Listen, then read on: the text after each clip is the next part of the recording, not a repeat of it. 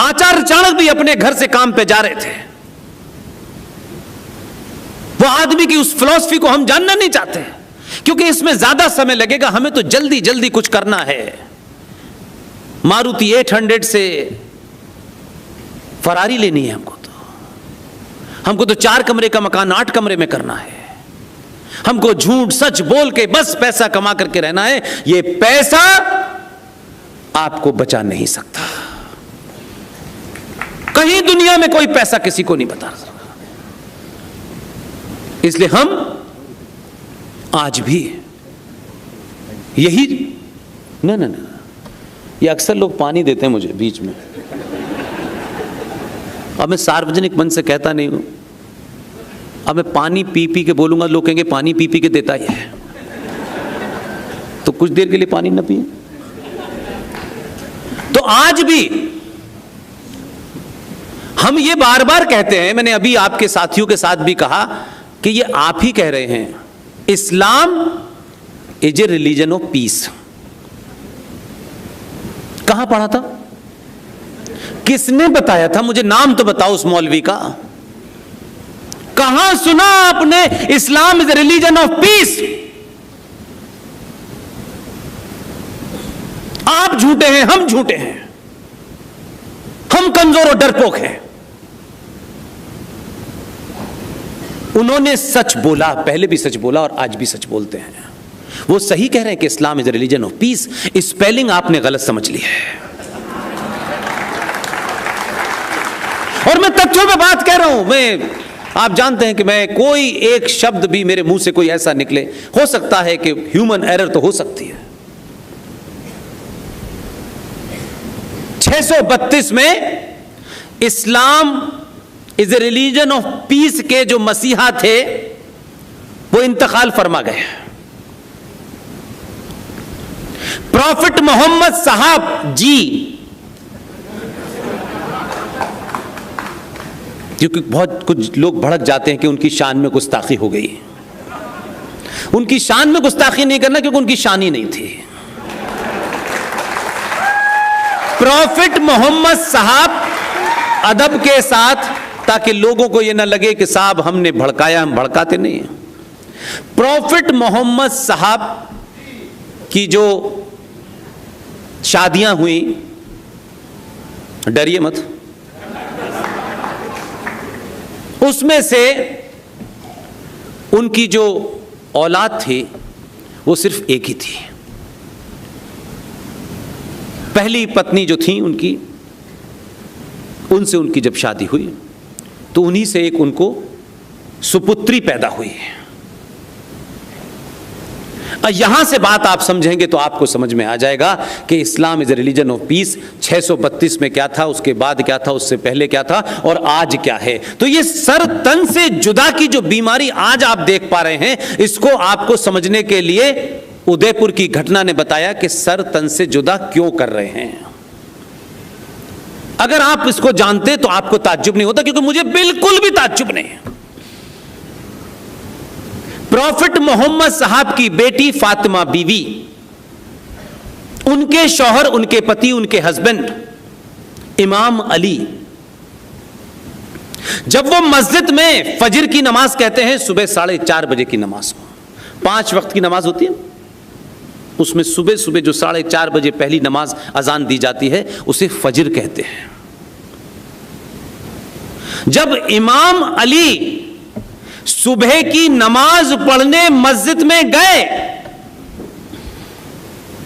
उसी मस्जिद में जहां वो नमाज पढ़ने के लिए बैठे थे, वहीं बराबर में एक आदमी भी था। इत्तेफाक से वो आरएसएस और बीजेपी का नहीं था, बिल्कुल भी नहीं था, कोई दूर दूर तक नहीं था, उस दौर में भी नहीं था। ये मैं इसलिए बोलता हूं ताकि आप कहीं कंफ्यूज ना हो। मस्जिद में जहां बताया जा रहा है मस्जिद में अल्लाह रहते हैं, उस मस्जिद में प्रॉफिट मोहम्मद के दामाद का कत्ल एक मुसलमान ने किया तलवार से। उनके दामाद का सर तन से जुदा हमने नहीं किया, उन्हीं के रिश्तेदारों ने किया। उनकी बेटी फातिमा के घर में आग लगाई गई और आग लगा करके दरवाजों के नीचे उनको जिंदा जला दिया। उनके बच्चे यानी ही प्रॉफिट मोहम्मद साहब के नवासे यानी फातिमा और अली के बच्चे, दो बेटे थे, एक का नाम था हसन और दूसरे का नाम था हुसैन। दोनों बच्चों को मुसलमानों ने करबला के मैदान में कलमा पढ़ के गला काटा। आप कह रहे हैं Islam is a religion of peace. तो ये तन सर से जो जुदा हो रहा है ये तब की परंपरा है। इसलिए इमाम अली जिनको मारा उनके मानने वाले, उन्हें आप लोग शिया कहते हैं। जिंदा कौमें ऐसे ही होती हैं। हमको अगर शत्रु भी कोई जिसे आप मानते हैं या है, अगर उसके अंदर भी कोई ऐसी बात है तो उससे आपको नसीहत लेनी चाहिए। आज उस घटना को एक लंबा समय हो गया, 700-800 साल से ऊपर हो गए, लेकिन आज भी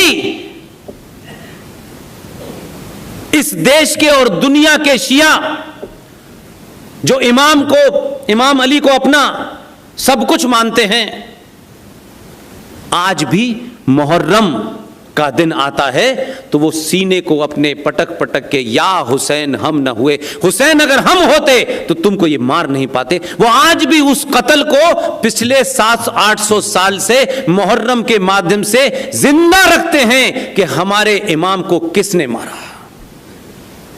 और आप तो 1947 की घटना को भूल करके जिन्होंने कत्ल किया उनके साथ आप भाईचारा ढूंढ रहे हैं।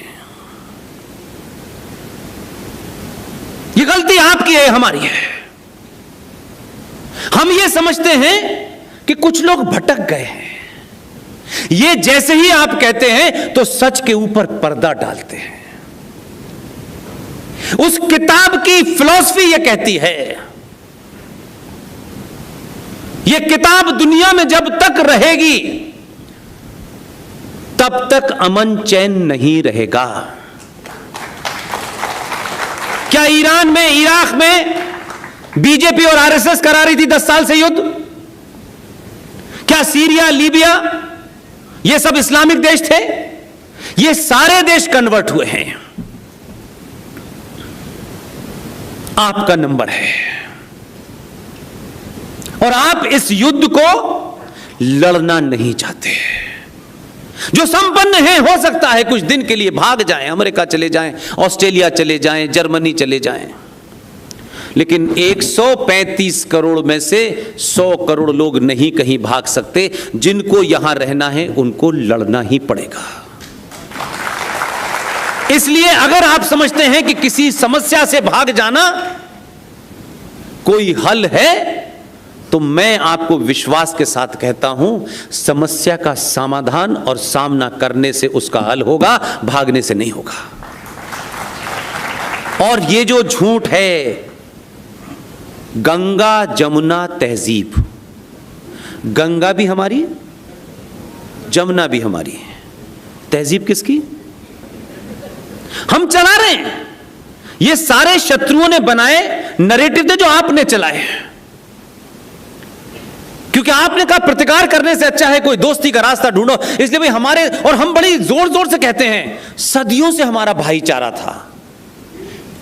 और आजकल तो पॉलिटिकल इस झगड़े में कुछ लोग, वो भी सनातनी हैं, पार्टी उनकी चली, कुछ लोग सनातन से ज्यादा बड़ी अपनी पार्टी समझते हैं। वो आज भी कहते हैं ये आ गए हैं 2014 से, तब से देश का माहौल खराब हो गया है।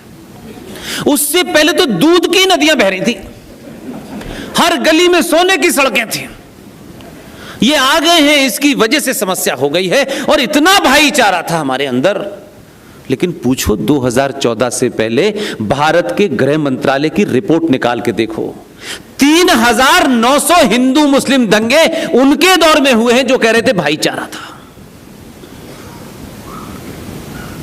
इसलिए आज कम से कम आप जैसे प्रबुद्ध लोगों के बीच में बोलने के बाद यह एहसास तो होता है कि आपको पता चल गया, और आप और पता करना चाहते हैं तो पहले तो आपको पता चला कि इस भाईचारे में भाई कौन है और चारा कौन है।